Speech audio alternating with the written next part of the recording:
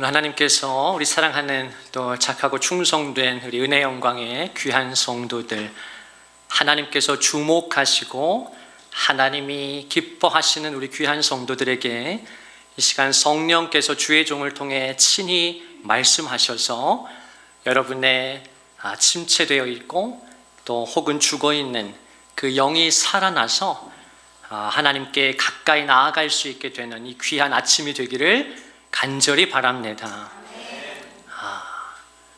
말세에 고통하는 때가 이른다고 성경은 분명히 가르쳐줘요. 여러분, 성경은 추상적인 말씀이 아니에요. 형이상학적인 어떤 철학이 아닙니다. 물론 단순한 도덕이나 윤리도 아니에요. 여러분, 하나님의 말씀이 살아있고 활력이 있다라고 하는 것, 그래서 우리의 영과 혼과 관절과 골수를 찔러 쪼개기까지 한다고 말씀하고 우리의 모든 생각과 뜻을 하나님이 판단하신다고 말씀해요. 그분의 말씀을 통해서. 근데 그분의 말씀이 얼마만큼 그렇게 살아있고 확실한가? 하나님의 말씀이 정확히 내 영적 상태를 진단합니다. 그리고 나를 침체되어 있고 혹은 죽어있는 내 영을, 내 존재를 깨우실 수 있고 회복하실 수 있는 게 누구냐? 오직 하나님과 그분의 말씀인 것이에요. 그 사랑하는 성도 여러분, 하나님의 말씀은 아주 실제적이에요. 그래서 기독교 신앙은 추상적이지 않아요. 아주 practical, 정말 실제적이에요. 그래서 하나님의 말씀을 내가 받아들일 때, 말씀을 깨달을 때 우리의 영이 살아나요. 마음이 회복됩니다. 여러분, 말세에 너무너무 사람들이 고통을 받는 거예요. 우리도 다 마찬가지잖아요. 너무 고통스럽잖아요, 사는 게. 가정도 어렵고 하는 일들도 어렵고 말입니다. 고통스러워요. 성경이 정확히 우리에게 가르쳐줘요. 불교도 인생은 고해라고 말해요. 근데 그렇게 말하고 끝이야. 대책이 없어, 대책이. 스캇 팩이 미국의 유명한 정신의학자이자 심리학자죠. 미국 사람들에게는 거의 교과서적인 인물인데, 그 스캇 팩이 불교 신자였을 때 그 유명한 아직도 가야 할 길이라는 책을 씁니다. 여러분, 한 번쯤 읽어보진 않은 것 같네요, 얼추 보니까. 스캇 팩이라는 미국의 아주 국민적인 그런 선생님이 있는데, 그 스캇 팩이 썼던 정말 아주 귀한 책이 아직도 가야 할 길이에요. 그 아직도 가야 할 길의 첫 문장은 이렇게 시작하죠. Life is difficult. 그리고 그 책을 우리말로 번역할 때 그 책을 쓸 때 스캇 팩이 불교 신자였기 때문에 번역자가 Life is difficult를 그냥 인생은 힘들다 이렇게 하지 않고 인생은 고해다 그렇게 번역을 했어요. 그렇게 시작하는 유명한 책이죠. 근데 그 책에서 스캇 팩이 인생은 어렵다, 그리고 그 다음 문단은 Life is complex, 인생은 복잡하다, 인생은 어렵고 인생은 복잡해, 그래서 다 고통받는 거야, 다 힘들어. 그 스캇 팩도 그의 삶이 너무 힘들었나 봐요. 그 의사로서, 정신과 의사로서, 또 심리학자로서 이거 사는 게 너무 힘들잖아, 너무 재미가 없잖아, 사는 게. 나도 고통스럽고 우리 가족들도 그런 것 같고 서로 그냥 끊임없이 상처를 주고 상처를 받고 지긋지긋하고 때로는 다른 사람과의 관계 너무 힘들다. 스캇 팩이 깊이 고민하고 통찰하고 수많은 사람들을 상담하면서 이게 사는 게 장난이 아니구나, 사람들의 삶의 모습이 정말 이거 전쟁과 같구나, 너무나 많은 사람들이 지옥 같은 삶을 살아가는구나. 근데 그때는 스캇 팩이 불교 신자였어요. 그래서 그가 연구하면서 그 책에 뭐라고 씁니까? 인생은 고통이야, 어려워. 그런데 그럼 그게 현실인데 거기서 내가 어떻게 조금 더 나은 삶을 살 것인가? 받아들여야 한다. 인생이 고통이라는 것을, 고통 자체라는 걸 자각하고 받아들이는 순간 더 이상 인생은 고통스럽지 않다. 근데 그렇게 최선의 설명을 하는 거예요. 과학적인 어떤 학술적인. 그 책이 많은 사랑을 받아서 미국 사람들에게. 그러나 후에 스캇 팩이 기독교 신앙 진리를 받아들이고 그의 후속작들에서 다른 관점, 성경적인 관점을 이야기하죠. 그도 자신이 틀렸다는 걸 안 거예요. 인생이 고통스러운 건 맞아요. 인생이 복잡한 건 맞아요. 인생이 너무 복잡한 거예요. 산수가 아닌 인생이 너무 복잡하고 변수가 너무 많아. 변수가 너무 많다. 정신 차릴 수가 없다. 이게 뭐 변수가 하나 둘이어야 내가 핸들을 하지, 이게 변수가 너무 많으니까 감당이 안 된다. 감당이. 그래서 그러면 한번 인생이 그냥 그렇다는 걸 한번 받아들여 보자. 그렇게 인정하고 시작해 보자. 그러니까 조금 삶이 달라지는 것 같았던 거예요. 이게 뭔가 해결책이 있나? 조금 이게 워킹한단 말이죠. 역사한단 말이에요. 그래서 그렇게 주장하기 시작했는데 피상적인 효과만 있을 뿐 결국 시간이 지나니까 근원적인 문제가 해결되지 않더라. 근데 성경은, 하나님의 말씀은 저와 여러분에게 너무너무 분명하고 직접적으로 가르쳐주는 거예요. 문제만 제기할 뿐 아니라 해답을 주시는 거예요. 얘들아, 말세에 고통하는 때가 이르러 모든 사람이 고통을 받아. 너무나 많은 사람들이. 근데 그때 너가 기억해야 돼. 기억해야 돼. 그 특징이 무엇인지. 사람들이 자기를 사랑하기 시작한다. 자기를 사랑하고 자랑한다. 돈을 사랑하고 교만하고 비방하고 부모를 거역하고 그리고 감사하지 않는다. 사랑하는 성도 여러분, 우리의 영이 메마르기 시작할 때 가장 두드러진 특징으로 나타나는 것이 감사가 사라지는 거예요.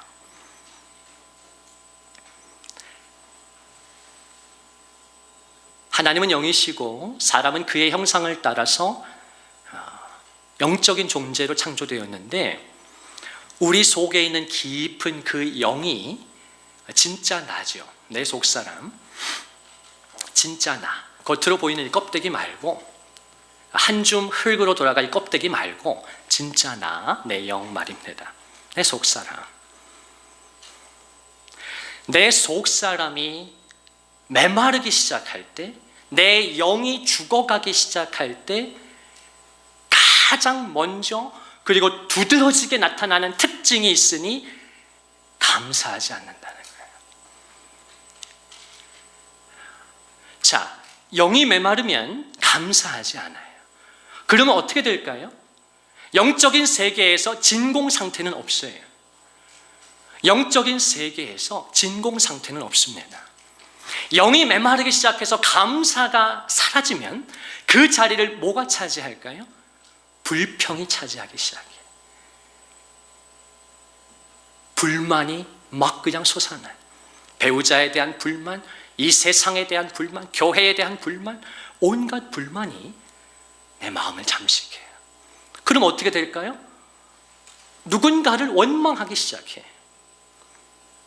그 불만의 화살이 다른 데로 간다고. 상대방에게, 다른 사람에게. 원망하게 되고 매사에 짜증이 나기 시작해요. 다 거슬리는 거예요. 마음에 안 들어. 미움이 막 그냥 나를 장악하기 시작해. 그럼 어떻게 됩니까? 분노가 나를 삼켜요. 분노가.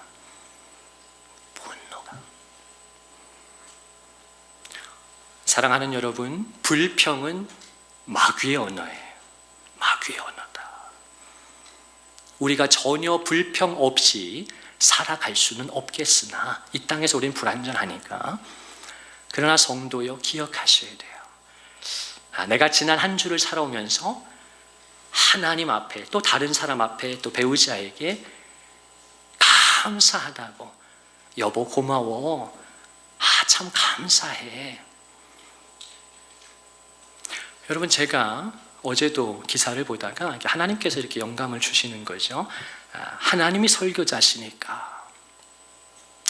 그냥 아무 생각 없이 설교 준비하다가 잠깐 아마 이렇게 기사를 내가 인터넷에 켰던 것 같은데, 김나윤이라는 30대 초반의 여성이 있습니다. 김나윤 씨라고. 제가 주목하고 있고, 좀 시간이 있으면 그분의 좀 자세한 영상을 봐야지 이렇게 스크랩만 해놓고 이제 자세히 보지는 못했는데요. 어제도 그분 기사가 뜨더라고. 방송에 나오신 것 같아요. 김나윤 씨라고 예쁜 여성이에요. 젊은 여성인데 결혼도 해야 되고. 근데 그가 20대 후반에 가장 좋을 때, 여성으로서 멋있을 때 교통사고를 당해서 이제 결국 왼쪽 팔을 절단합니다. 왼쪽 팔을 절단해요. 여자가. 이 사람이 어떻게 했냐면, 이 사람이 크리스천인지는 그리스도인인지는 모르겠는데 삶을 비관하고 저주한 것이 아니라 오히려 그걸 그냥 오픈해버려요. 그리고 피트니스 선수가 돼요. 그래서 아주 이렇게 근육질에 아주 예쁜 아름다운 그런 여성성을 드러내는. 근데 한쪽 팔은 없는 채로. 근데 어제 기사에 보니까 첫 타이틀이 뭐냐? 살아있음에 감사. 할렐루야. 살아있어서 감사. 내가 원치 않는 교통사고를 놀러 갔는데, 어디 강원도인가 지방에 놀러 갔어. 춘천인가 친구들하고. 아이고, 근데 오토바이를 타셨대. 오토바이 타면 안 되지. 아이고, 그냥 오토바이를 탔다가, 큰일 나요. 오토바이 조심해야지. 그냥 여성이 부모의 마음 찢어지지 않겠어. 오토바이 타면 안 돼. 특별한 직업 빼놓고는. 팔을 잘랐다. 여자가 부모 눈에서 피눈물이 흐르지 않겠어요. 그렇게 불효하면 안 되지. 근데 이분이 말해요. 살아있음에 감사. 살아있음에. 여러분, 지난 한 주 우리가 살아오면서 하나님 앞에 당신이 얼마나 감사하다고 마음으로 또 입술로 고백해 보셨어요? 한번 꼽아봐요. 몇 번 내가 지난 한 주 하나님 감사합니다. 마음속으로 또 입술로 고백을 드렸나? 내 배우자에게 고마워라고 말해보았나? 다른 사람에게도 감사합니다. 몇 번이나. 성경적으로 하나님이 창조하신 인간의 영이, 속사람이 메마르기 시작할 때 바로 나타나는 가장 두드러진 알 수 있는 특징이 그의 마음과 언어 속에서 감사가 사라지는 것이다. 그럼 영의 진공 상태는 없기 때문에 그 자리를 마귀가 들어오면 마귀의 언어를 주고 마귀의 마음이 그 사람을 잠식해버립니다. 그러면 불평하게 되고 상대방을 원망하게 되고 죽고 죽이게 된다. 요한복음 10장 10절에서 예수님께서 분명하게 계시하신 것처럼 도둑이 오는 것은 도둑질하고 죽이고 멸망시키려는 것뿐이다. 마귀가 역사하는데 너를 도둑질하고 너의 믿음을 빼앗고, 한때는 내가 믿음이 있었던 것 같은데, 감사가 있었던 것 같은데, 상황은 어렵지만 소망이 있었고 시대가 있었던 것 같은데. 제가 어제도 어떤 목사님의, 우리 유기성 목사님의 페이스북을 보다가 지금 이제 영국을 이렇게 집회도 하시고 여행도 하시는데, 영국에 가면 윌리엄 캐리의 생가가 있고 그 말이 써 있더라고요. 보니까 저는 예전에 책에서 보았었는데, 오래전에 윌리엄 캐리는 인도에서 자신의 젊음과 생애를 다 드렸던 귀한 선교사님이고 현대 선교의 아버지라고 불리우는 하나님의 종이에요. 그 윌리엄 캐리가 그런 설교를 합니다. Expect great things from God and attempt great things for God. 저도 예전에 유명한 말이니까 모든 목회자가 다 알죠. 근데 이제 목사님께서 영국에 가셨는데 윌리엄 캐리 이렇게 생가가 있고 거기에 아주 예쁘게 이걸 써놓았더라고요. 그래서 그 사진을 보는데 다시 제 마음이 뛰었어요. Expect great things from God. 하나님으로부터 놀라운 일을 기대해야 한다. And attempt. 그리고 너도 시도해야 한다. 그분을 위해 놀라운 일을.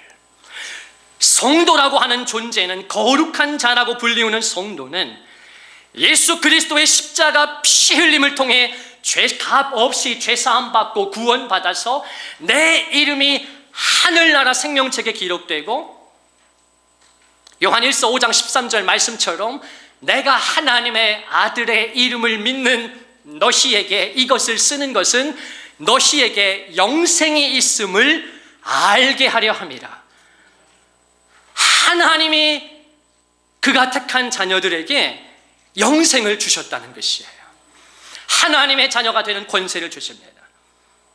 너희가 그 은혜를 인하여 믿음으로 말미암아 구원을 받았으니 이것이 너희에게서 난 것이 아니요 그분의 선물이다. 죄의 삭은 사망인데 하나님의 은사는, 그분의 선물은 그리스도 예수 우리 주 안에 있는 영생이니라. 죄의 대가로 죽어야 하는데 하나님의 은사가 임하는, 로마서 6장 23절의 마지막 구절의 은사는 선물입니다. 제가 제 책의 제목을 은혜의 선물이라 한 것인데요, 하나님이 어떤 사람들을 택하시고 그들에게 선물을 값없이 주시는데 그 선물은 죄의 대가로 죽어야 하는데 그리스도가 대신 내 죄를 담당해 주셨기 때문에 나에게 주어진 것은 형벌과 지옥이 아니라 그건 그리스도가 다 담당하셨기 때문에 그리스도의 의와 거룩을 덧입은 나는 그리스도 예수 안에 있는 영생을 얻게 되었다는 말씀입니다. 그리고 예수님은 요한복음 17장 우리 주님의 대제사장의 기도, 이 세상에서의 마지막 기도 속에서 그 영생이 무엇인지를 가르쳐 주지요. 요한복음 17장 3절에 보면 영생은 이것이니, 영생이 무엇입니까? 곧 유일하신 참 하나님과 그가 보내신 자 예수 그리스도를 아는 것이니라. 영생이라고 하는 것은 단순히 내가 천국에 가는 것만이 아니라, 그런 물리적인 것뿐만이 아니라 유일하신 참 하나님과 그가 보내신 자 예수 그리스도를 아는 것. 여러분, 그것이 영생인데 하나님이 그 은혜를 하나님의 자녀들에게 주셨다는 것이에요. 그래서 성도가 뭐 하게 돼요? 감사하게 되고, 왜 예배 시간마다 우리가 힘을 다해 목소리로 악기로 찬양합니까? 그 말할 수 없는 은혜를 감사하고 감격해서 기억하며 찬양을 드리는 것입니다.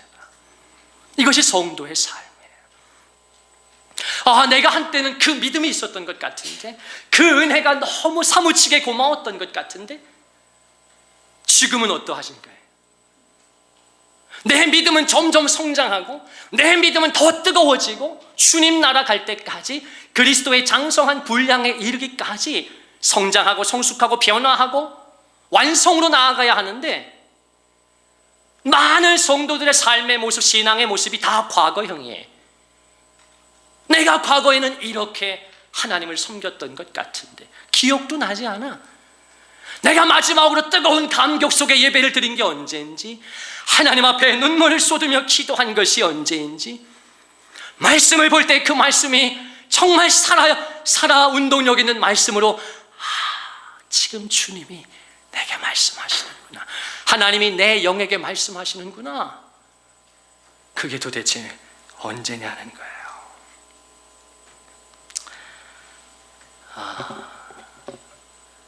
우리가 지금 성경적 구원의 길이라고 하는 이 말씀 시리즈로 성도들과 제가 말씀을 나누고 있어요. 하나님께서 저에게 어떤 마음을 주시냐면, 제 생애에 가장 중요한 설교 시리즈가 될 것이다. 이 설교를 전하는데 5년이 걸린 것 같아요.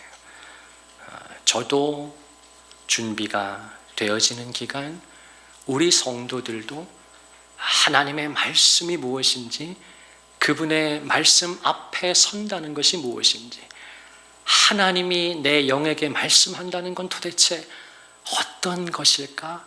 그분이 내 영을 뚫고 살아있고 운동력 있는 그분의 말씀이 내게 들린다는 건 어떤 감정일까? 어떤 느낌일까? 여러분, 하나님이 오늘도 당신의 영에게 말씀하실 것입니다. 저는 지난 한 주를 제 생애 가운데 가장 거룩하게 보낸 것 같아요. 내가 나의 증인이신 하나님과 그리스도 앞에서 정말 지난 한 주를 하나님의 말할 수 없는 은혜 가운데 가장 거룩하게 살 수 있었던 것 같아요. 로버트 맥체인이 말한 것처럼 거룩한 설교자는 하나님의 손에 들린 강력한 무기이기 때문에 그분이 성도들에게 말씀해 주셔야 되는데 그 송유관에 때가 껴있으면 안 되니까 하나님이 많이 긍휼을 베풀어 주셨던 것 같아요.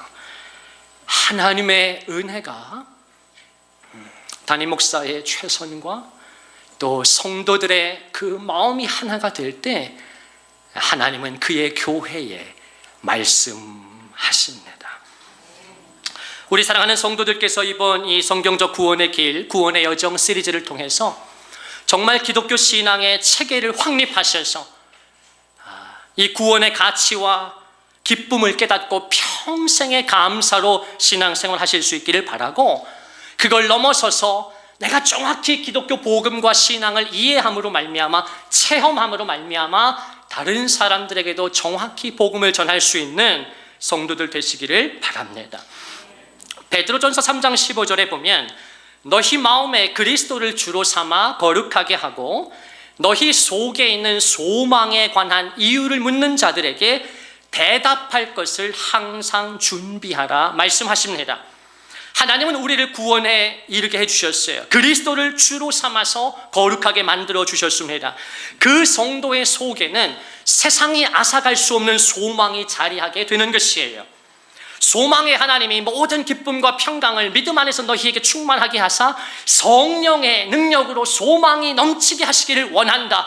이것이 성도가 가지고 있는 소망입니다. 내 영혼아, 네가 어찌하여 네 속에서 불안해하느니가? 너는 하나님께 소망을 두라. 그가 나타나 도우심으로 말미암아 내가 오히려 찬송하리로다.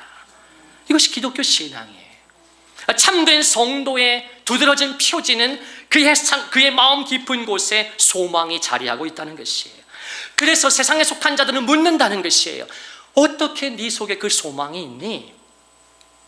그때 너희 속에 있는 소망에 관한 이유를 묻는 자에게 대답할 것을 항상 준비해야 한다.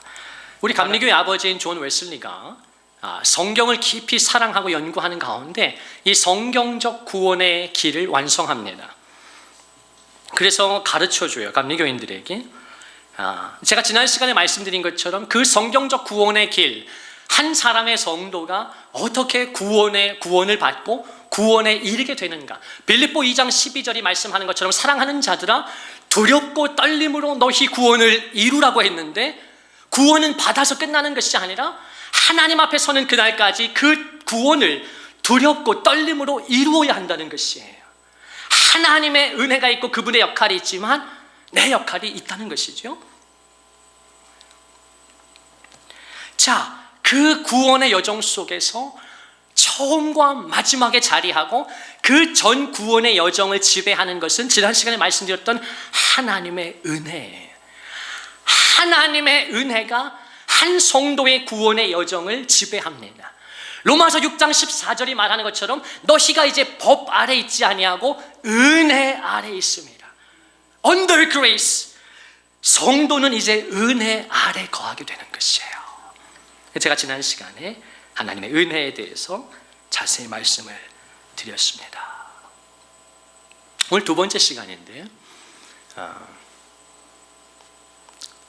오늘의 주제가 무엇인가? 하나님은 그렇게 은혜를 주시는데 사람이 타락하게 되고 그 아담의 죄가 모든 아담의 후예에게 전가되는 사건이 벌어집니다. 이걸 원죄라고 부르죠. 이 말씀은 이 부분이 너무나 중요하기 때문에 제가 한 3번 정도에 나눠서 말씀을 드릴 것 같고, 다음 시간에 제가 원죄에 대해서 다룰 것입니다. 웨슬리가 썼던 논문 가운데 가장 분량이 많은 것이 원죄예요. 웨슬리는 원죄야말로 기독교 신앙 교리의 핵심이라고 생각을 했던 것이죠. 오늘은 제가 앞부분, 인간의 타락 부분만 조금 시간이 허락하는 데까지 나누고자 합니다. 현대인들은, 또 특별히 현대 그리스도인들조차 타락이니 죄라는 메시지를 듣고 싶어 하지 않습니다. 인간의 본성이에요. 그리고 말세일수록 더 심해집니다. 지난주에 우리 지방 교역자 회의가 한 달에 한 번 있는데 30년 이 지방에서 개척하셔서 목회하신 중진 목사님께서 그 교회에서 이제 회의를 하고 그분께서 설교를 하시는데, 당신이 30년 이 지방에서 목회를 개척해서 해보니까 회개하라 했더니 교인들 다 떠나가더라. 회개의 메시지를 전하니까 교인들이 뒤도 안 돌아보고 가더라. 내 마음에 금방 위안이 되고 조금 내 상황을 어루만져 주는 그런 심리적인 그런 메시지에 교회들을 찾아가더라. 그러나 교회는 이게 무슨 우리가 심리학을 다루고 마음 치료하는 시간이 아니라, 교회는 우리의 영의 문제를 다루는 곳, 유일한 곳이기 때문에 강단에서는 성경적인 진리가 선포되어야 한다고 저는 확신합니다. 스가랴 13장 첫 절에 보면, 1절에 보면 그날에, 여호와의 날인데요, 그날에 죄와 더러움을 씻는 셈이 다윗의 족속과 예루살렘 주민을 위하여 열리리라 라고 말씀합니다. 그날에, 여호와의 날에 죄와 더러움을 씻는 셈이 너희를 위해 열릴 것이다. 그리고 이 말씀은, 이 예언의, 스가랴를 통한 예언의 말씀은 예수 그리스도의 십자가 사건을 통해서 완성됩니다. 그래서 그리스도의 피로 말미암아 이제 그 죄와 더러움을 씻는 셈이 열리게 된 것이죠. 그것을 우리는 보혈의 셈이라고 부릅니다. 주의 피로 이룬 샘물, 죄에 깊이 빠진 이 몸, 그 피에 씻어 맑히네. 우리가 금요일마다 찬양하는 그 찬양이 바로 이 말씀을 베이스로 하는 것이에요. 사랑하는 성도여, 은혜를 아는 지식과 죄를 아는 지식은 함께 갑니다. 은혜를 아는 지식과 죄를 아는 지식은 같이 간다. 한 성도가 하나님의 은혜를 깊이 깨달을수록 자신의 죄의 문제를 더 깊이 깨닫게 됩니다. 하나님의 은혜의 맛을 알아서 그 은혜에 민감해진 성도는 자신의 죄에 민감해져요. 그러니까 어떻게 됩니까? 참된 성도는 뭘 붙잡게 되는가? 하나님의 긍휼을 붙잡게 돼요. 시편 59편의 마지막 절에 보면 나의 힘이시여 하나님은 나의 요새시며 나를 긍휼히 여기시는 하나님이시니다. 나의 힘이시여 하나님은 나의 요새시며 나를 불쌍히 여기시는 하나님이시다. 여러분, 다윗이 붙잡았던 하나님이 어떤 하나님인가? 나를 불쌍히, 나를 긍휼히 여기시는 하나님. 내가 내 죄를 깊이 깨닫고 깨달으면 하나님의 깊고 깊은 은혜를 깨닫게 되는 것이에요. 에베소서 3장 18절 19절에 보면 능히 모든 성도와 함께 지식에 넘치는 그리스도의 사랑을 알고 그 너비와 길이와 높이와 깊이가 어떠함을 깨달아. 지식에 넘치는 그리스도의 사랑을 성도는 알아야 되는데, 그것이 얼마나 넓은지, 아버지의 사랑이 얼마나 높은지 깊은지를 깨달아서 하나님의 모든 충만하신 것으로 너희에게 충만하게 하시기를 원한다. 말세에 너무나 많은 사람들이 고통을 받다 보니까 다 속이 비어있는 것이에요. 텅 비어버린 것입니다. 공허한 것이에요. 채워지지가 어떤 것으로도 채워지지 않는다. 어떤 것으로도, 돈으로도, 인간관계로도, 성공으로도, 쾌락으로도 채워지지 않는다. 그래서 그 디모데후서 3장이 어떻게 마지막에 이어지는가 하면 말세에 쾌락을 사랑하기를 하나님 사랑하는 것보다 더한다. 경건의 모양은 있지만 경건의 능력은 없는 자들이다. 겉으로는 신앙생활, 종교생활을 하는 것, 교회를 다니는 것 같지만 경건의 능력이 실생활에서 거룩하게 살 수 있는 힘이 없어서 결국 쾌락을 사랑하는 것을 하나님 사랑하는 것보다 더하는 세대, 그것이 우리가 사는 이 세대라는 것이에요. 그 속에서 성도의 마음은 점점 비어갑니다. 점점 메말라가요. 메말라가고 피폐해 갑니다. 그래서 우리가 하나님의 사랑을 깊이 경험할 때 어떻게 된다고요? 하나님의 모든 충만하심이 나를 충만하게 해주십니다. 그때 성도는 다윗처럼 시편 23편 5절의 다윗의 고백처럼 하나님 이제 내 잔이 넘치나이다 라고 고백하게 되는 것이에요. 우리가 다음 시간에 더 깊이 다룰 텐데 인간의 타락을 공부할 때 우리가 기억해야 할 것은 전적인 타락입니다. 인간은 부분적으로 타락하거나 부분적으로 고장난 것이 아니라 전적으로 타락하고 부패했다. 그래서 성도가 붙들어야 할 것은 무엇인가? 하나님의 긍휼과 함께 전적인 은혜입니다. 인간은 전인격적으로 부패해버렸기 때문에, 고통을 받고 불행해졌기 때문에 하나님의 전적인 은혜가 필요하다. 그 자리에서 그런 성도가 마침내 바울처럼 고린도전서 15장 10절에 나의 나 된 것은 하나님의 은혜라. 한량없는 은혜, 갚을 길 없는 은혜, 내 삶을 애워싸는 하나님의 은혜, 나 주저함 없이 그 땅을 밟음도 나를 붙드시는 하나님의 은혜. 여러분, 이것이 성도의 고백이고, 이런 찬양이 우리의 일주일의 삶 속에 흘러나와야 하는 것입니다. 하나님의 은혜라, 하나님의 은혜라. 우리 사랑하는, 제가 한 주간 이유나 우리 선교사님을 얼마나 묵상했는지 몰라요. 한 주간 내내 계속 연락을 주고받고 서로 감사합니다. 서로 정말 사랑하고 존경하고 서로가 서로에게 데리고 온 반주자도 은혜 아니 은혜, 나은혜 사역자님, 우리 주님이라, 우리 주님이라.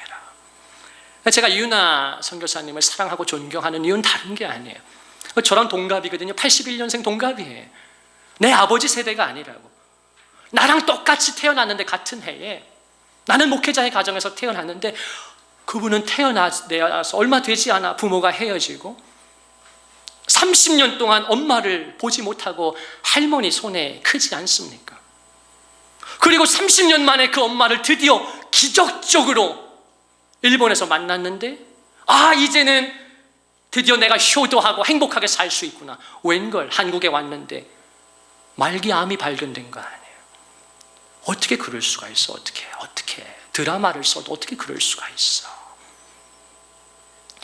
근데 그 엄마를 떠나보내고 다시 또 고아가 된 거예요. 다시 또. 근데 그 엄마 이제 장지로 가는 그 버스 안에서, 그 정적이 흐르는 버스 안, 내 마음은 한없이 밑으로 꺼지고 있는데 밖은 여전히 푸르르고 파릇파릇한 거예요. 내 고통은 아무도 몰라주는 거예요. 이 세상은 여전히 잘 돌아가는 거예요. 그 비통한 심정을 하나님 앞에 토하고 있을 때 그 버스 안에서 주님이, 사랑스러운 주님이 그 종에게 다가오시고 은혜를 주시고 찬양을 부어주시잖아요. 이 땅은 잠시 쉬었다 가는 정류장에 불과한 것이, 이 땅은 잠시 웃다 한번 가는 드라마 같은 것이, 이 땅은 한번 울다 가는 소나기 같은 것이구나.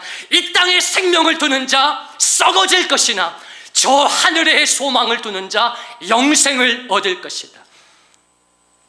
이 땅에서 내 인생을 거는 자, 땅에 내 보물을 묻는 자 편안할지 모르나 저 하늘에 내 모든 것을 둔, 내 보물을 두는 자 평안을 얻게 될 것이다. 그리고 그분이 또 무슨 찬양을 만듭니까? 내가 사는 것도 내가 죽는 것도 하나님의 저주라.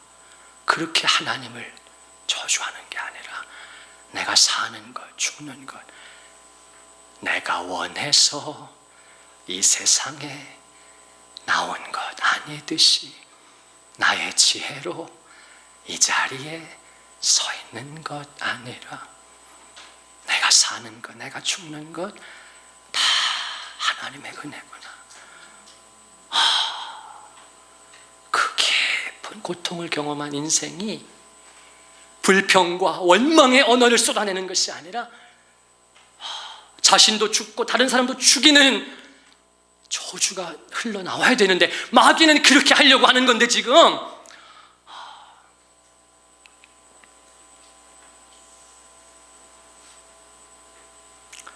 하나님께서 그 원망을, 불평을 감사로 바꿔주실 때 이 땅은 잠시 지나가는 것 뿐인데 내가 이제 곧 저 천국에서 엄마도 만나고 아빠도 만나고 영원한 행복을 누릴 터인데 하나님의 은혜라.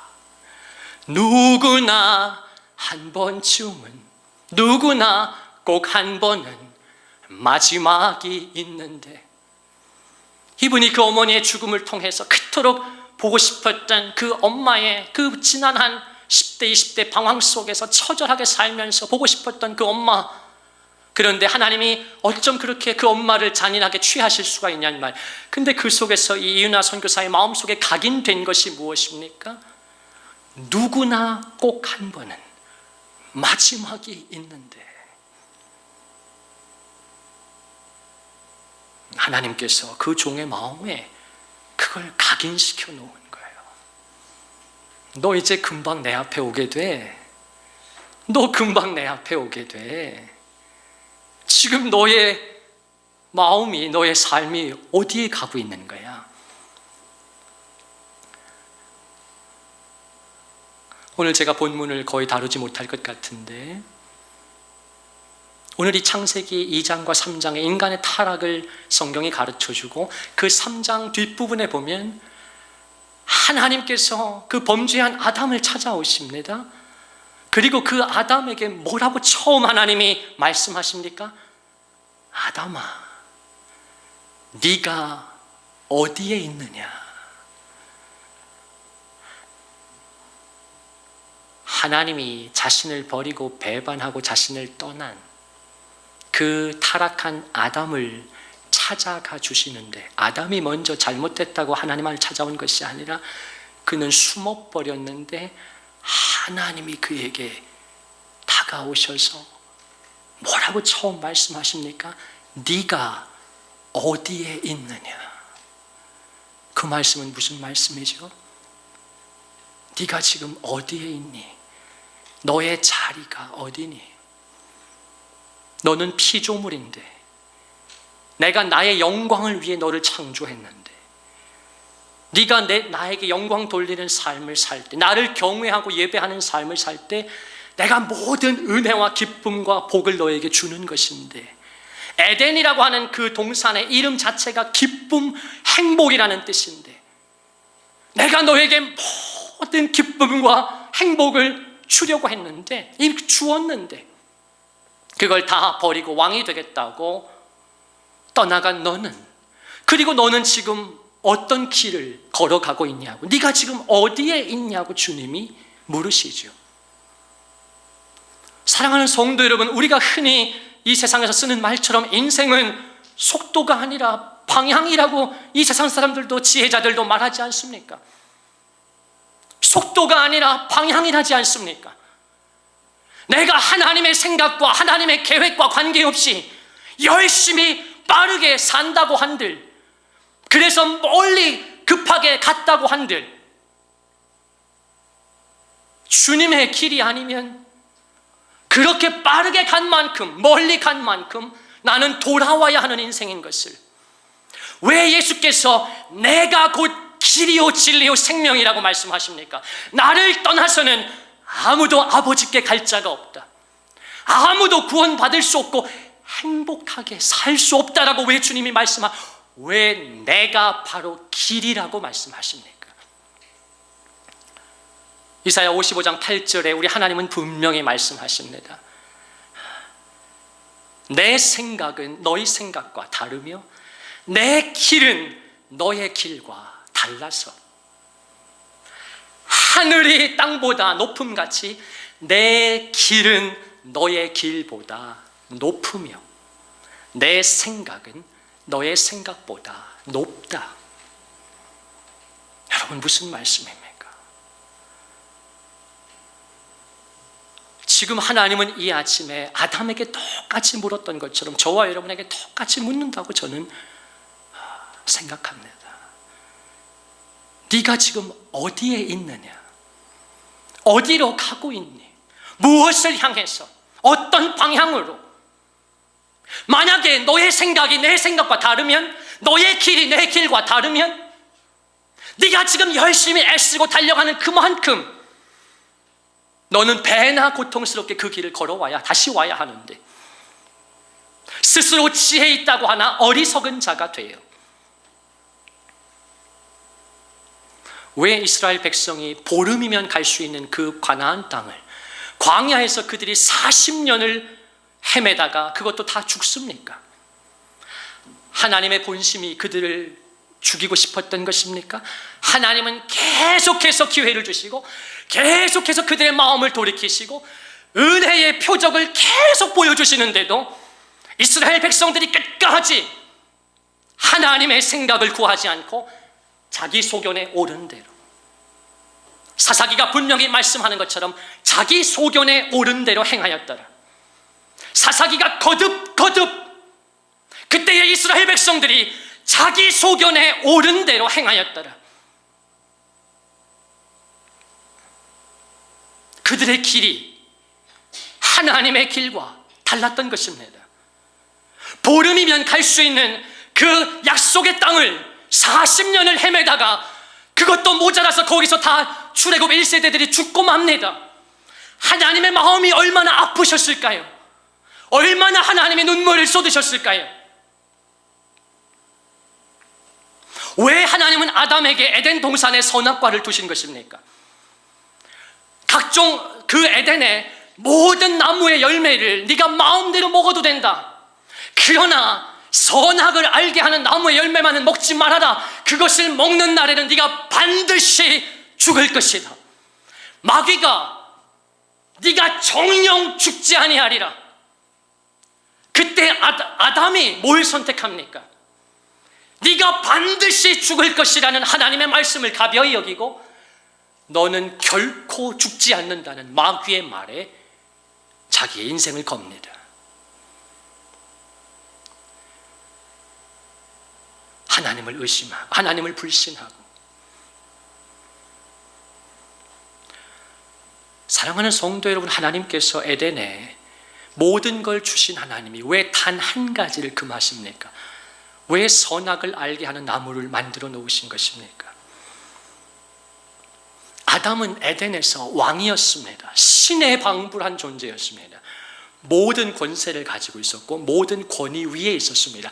그러나 아담 위에 유일한 한 분, 나를 지으시고 만드신 하나님이 계시다라고 하는 사실을 하나님은 아담이 기억하기를 원하셨습니다.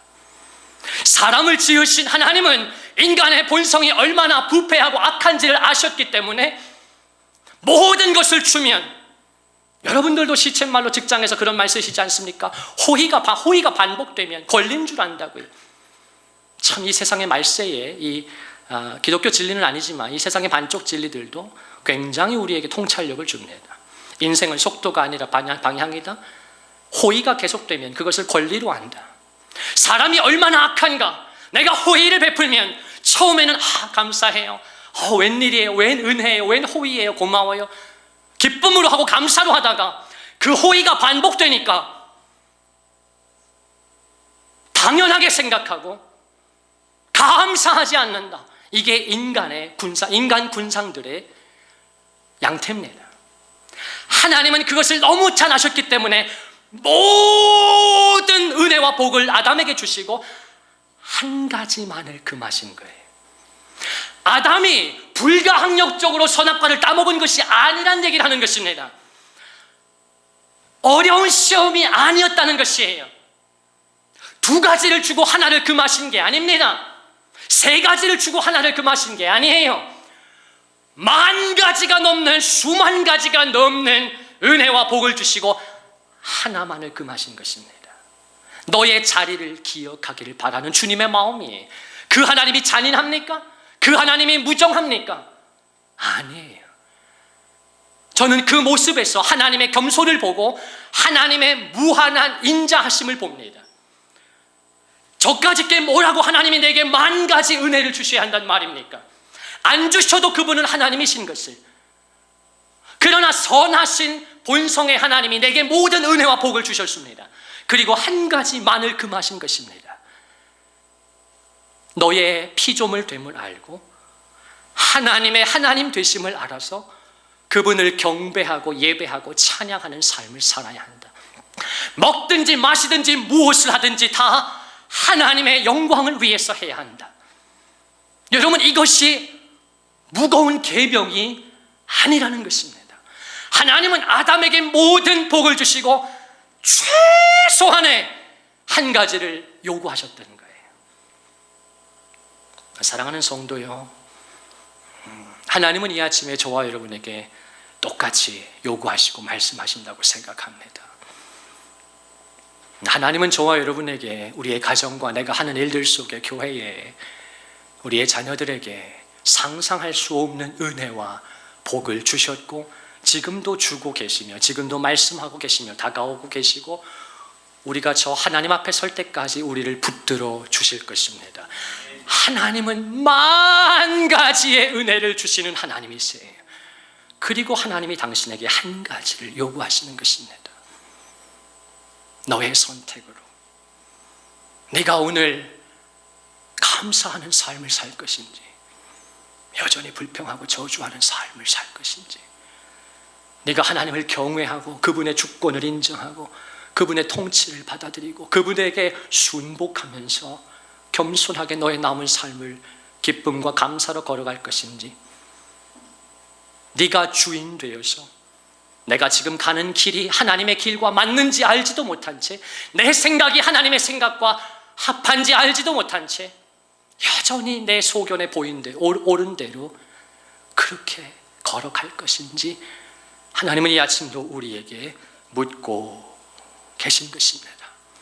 우리 사랑하는 은혜 영광의 성도들께서 착하고 충성된 하나님이 기뻐하시고 주목하시는 우리 귀한 성도들이 그 하나님께 감사하기로 결단하고 하나님을 신뢰하고 의지하며 이 하반기를 우리가 열었는데, 하반기를 시작했는데 이 하반기에 내가 가는 길이 하나님의 길과 일치하는지, 내가 지금 품고 있는 생각과 마음과 계획이 그분의 생각과 뜻에 합한지 여러분, 적어도 당신은 물으셔야 합니다. 주님의 길을 보여달라고 구하셔야 합니다. 주님의 생각을 가르쳐달라고 구하셔야 합니다. 그리고 기꺼이 그분의 생각과 길이 내 것과 달라 보여도 주님의 성품을 신뢰하고 내게 좋은 것 주기 원하시는 그분이, 아들아 딸아, 내 길은 하늘이 땅보다 높음같이 너의 길보다 높단다. 내 생각은 너의 생각보다 높단다. 여호와의 말씀이니라. 너희를 향한 나의 생각을 내가 아나니 재앙이 아니라 평안이요 너희 장래에 소망을 주려 하는 생각이라. 나 여호와가 너를 항상 인도하여 메마른 곳에서도 너의 영혼을 만족하게 하며 물이 끊어지지 않는 샘 같게 할 것이니 너는 물된 동산 같을 것이라. 여러분, 이것이 하나님의 약속인 것입니다. 마침내 위에서부터 성령을 우리에게 부어주시리니 광야가 지금은 보이지 않는데 광야 같은데 이 광야가 아름다운 밭이 될 것이고 그 아름다운 밭을 숲으로 여기게 될 것이다. 여러분, 하나님께서 이 아침에 이런 놀라운 은혜와 복을 주기를 원하시는데 감사하십시다. 우리의 마음으로 입을 열어 주님 감사합니다, 주님 고맙습니다, 주님 찬양합니다, 하나님 은혜입니다. 그리고 내 삶 주님께 맡겨드립니다. 우리 가정 올려드립니다. 내 생각으로 살지 않겠습니다. 내 길로 더 이상 가지 않겠습니다. 하나님의 완전하신 길 보여주시고 하나님의 아름답고 거룩한 생각, 나와 우리 가정과 자녀를 살리는 생각 내게 부어주셔서 내 남은 삶 하나님의 생각을 따라 그분의 마음을 따라 그분의 길로 걸어갈 수 있게 해달라고 여러분 간절히 구하는 아름다운 성도들 되시기를 주님의 이름으로 축원을 드립니다.